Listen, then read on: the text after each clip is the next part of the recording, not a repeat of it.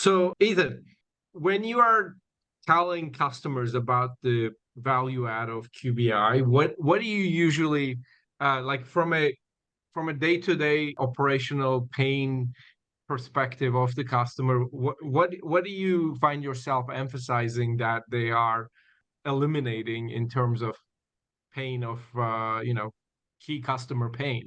I guess I would pose that question as such. And how does that tie into the products that you guys are offering? Yeah, I think at the most fundamental level, really what we're offering a layer on top that connects all of your different systems and can either replace existing software or complement that existing software depending upon your needs, your wants, and your desires. And really, so rather than being a connector pipeline, say, to connect your task management system with your ERP system, with your financial software, what we are is we layer on top of all of that and allow you to see all of that data in one place. And then use the system of your choice, whether it's QBI for your day-to-day, or if you have a best-of-breed system that really does one specific niche thing that you really like, absolutely continue to use that.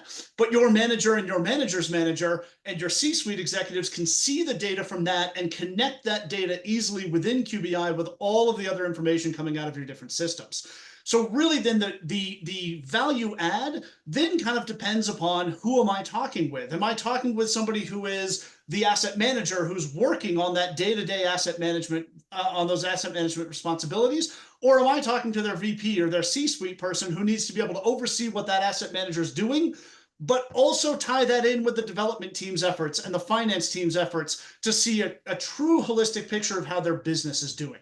And so on the, and I don't want to say lower level, but for the more line level employees, really what it helps them do is drive efficiency within their day-to-day tasks, as well as stay in better communication and have better understanding of what their coworkers are doing within other departments. So when can they expect those assets to come online from the development team and come into the asset management team? How are those assets developing? How have things evolved and changed during the development cycle from what the original plan was? Because we all know that there's the original plan and then there's what things actually develop into when they get into the hands of the asset managers, so that they can be prepared and understand what they're going to be receiving from their development teams, as an example.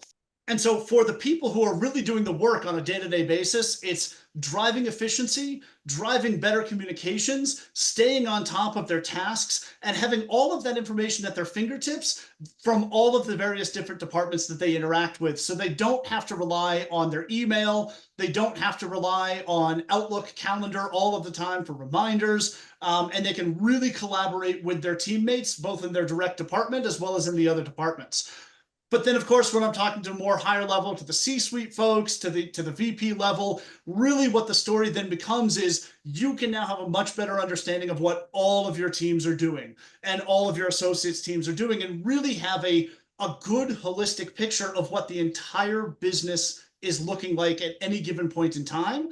And then also be able to, of course, forecast and model that business looking forward into the future, as well as do that historical analysis of did my past year's operations actually live up to expectations? If not, why not? Where was that deviation?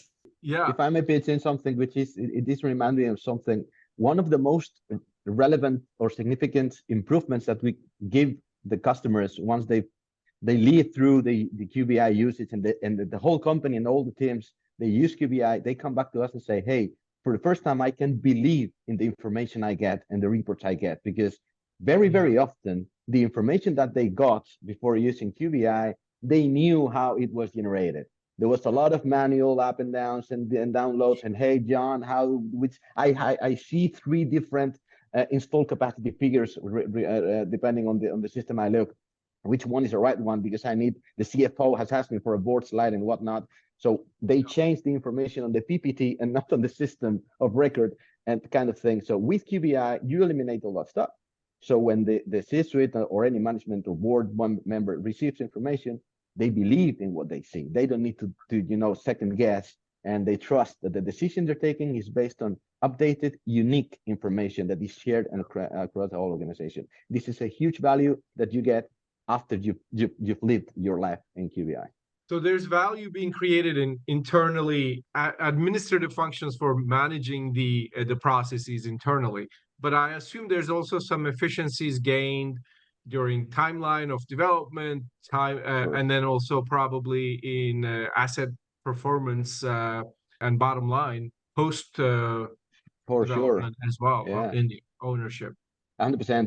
For instance, the development business is an interesting one, and it typically has been, I want to say, underserved from software companies because so these guys have typically been using a lot of Excels and their instincts, you know, to And they do were the probably smaller companies rather yeah, than yeah, larger companies. And that kind of, to me, when you were saying you have more customers in Europe, but more revenue in the US, that kind of made sense to me because in the US, they tend to be bigger, more organized companies with more headcount. 100%. And you probably charge, we'll talk about your pricing in a minute, but you probably have a SaaS model where you also charge per per user. Yeah, And Europe probably has more companies, more customers with smaller teams.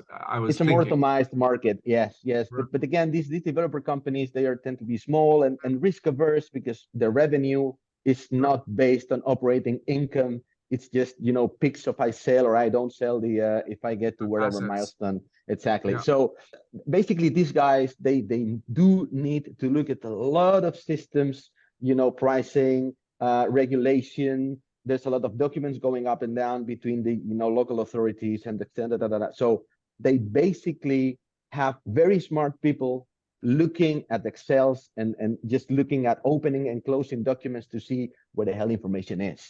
With Yeah. QBI, what we hear is that, hey, now my smart guys, I can save 20-25% of their time to do something that really adds value on things ahead and things about how regulation can change instead of trying to open up and close, 150 documents before I found the one I wanted to open and find to get a clause out of. So this is the typical case for developers. For asset managers with operating assets, what we hear is, and that's a beautiful testimonial that we have from one of our biggest customers. He told us once, hey, if you would take QBI out of my business today, the next morning I should hire 3 or 4 more asset managers to be able to manage my portfolio. So that's a huge amount of value that is already being captured because these guys don't want to grow their size just because they need to, because their ratio of FTE per megawatt under management sucks.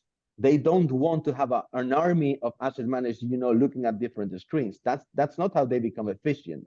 So if you help them be lean and focus and give these asset managers the right tools, then they can save, again, 3x, 4x the time size.